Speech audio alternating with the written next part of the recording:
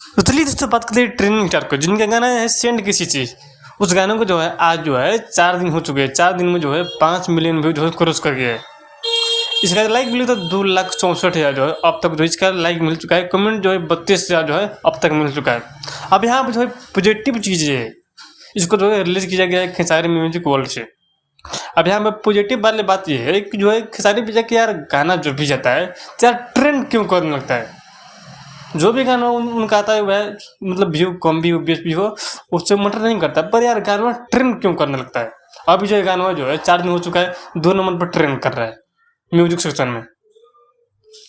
तो मेरा ये आखिर मतलब कारण क्या है कि यार खेसारी भैया गाना जो भी आता है यार कम व्यू हो 20 भी हो, पर जो ससुर जो अब तक वो ट्रेंड नहीं करता है ना, नहीं करते कि पेट का पानी नहीं पड़ता है, उस तरह गाना का हाल है।